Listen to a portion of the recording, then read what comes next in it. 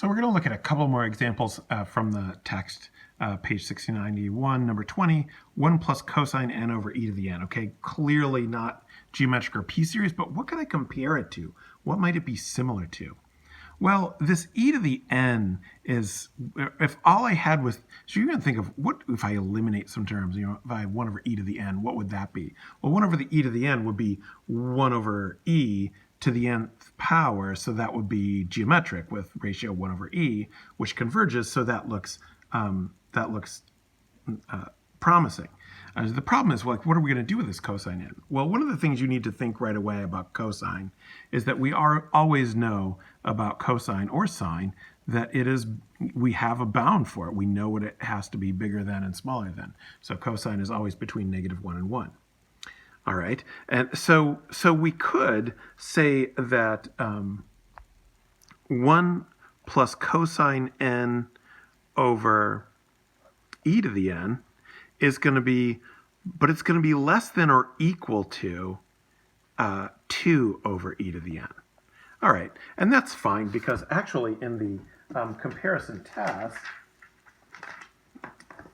less than or equal to is all I need. All right, so the test is less than or equal to or greater than or equal to. So it's okay that we have equal to on this end, less than or equal to. It turns out, though, that we can do better, and we kind of have to, but not really.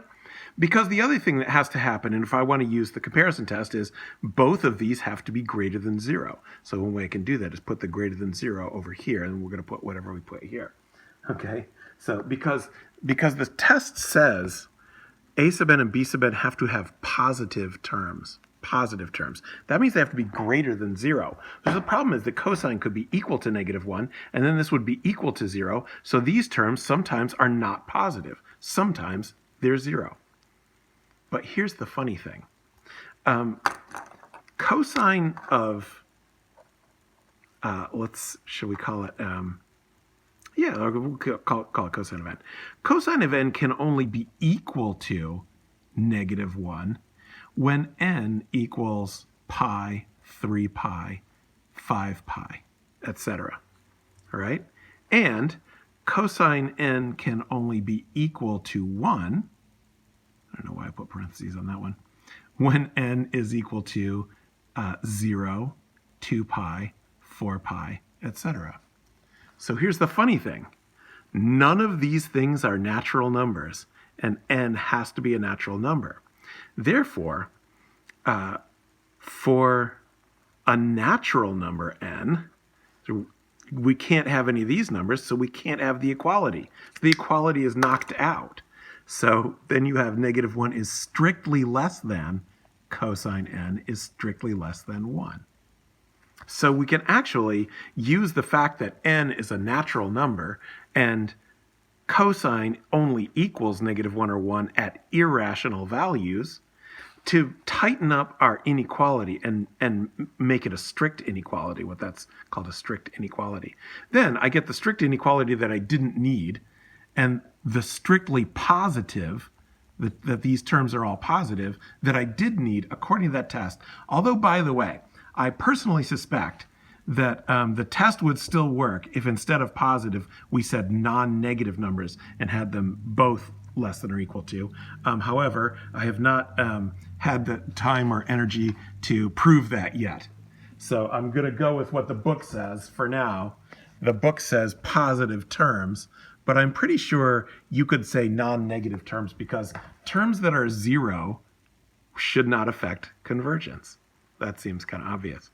But, you probably would need to be a little bit more rigorous than that if you're going to contradict Misters Stewart and Kokoska. I'm not going to argue with those two until I get my ducks in a row. So I'll check that out and maybe give you some more definitive answer later. Anyway, now we've got all we need. So this is true. And so if I wanted to be, really rigorous, I would say for all n that are natural numbers, for all n that are elements of the set of natural numbers. All right. And then we know that this is less than this, and they're both positive. So now I just need to state a reason why the comparison series converges or diverges. So let's look at that. So the sum from n equals 1 to infinity of, taking straight from what I have there, 2 over e to the n. Well, I could rewrite that as the sum from n equals 1 to infinity of 2 times 1 over e to the n. I might not need to rewrite that. I could probably just from here, if I can see that, state that this is a geometric series with r equals 1 over e, and observe that absolute value of 1 over e is less than 1, so converges. All right, and therefore, since these terms are less than a convergent series, then that means that this sum also converges. Sum n equals 1 to infinity. This is the kind of stuff you guys need to write in your homework and your justifications and on the exam. Sum n equals 1 to infinity of 1 plus cosine n over e to the n converges by comparison test. All right, so that's probably a clear enough set of examples. Essentially what we want to do is set up a comparison between our problem series and a known series. We can make a conclusion if our series is less than a convergent series, then our series converges, or greater than a divergent series, then our series diverges.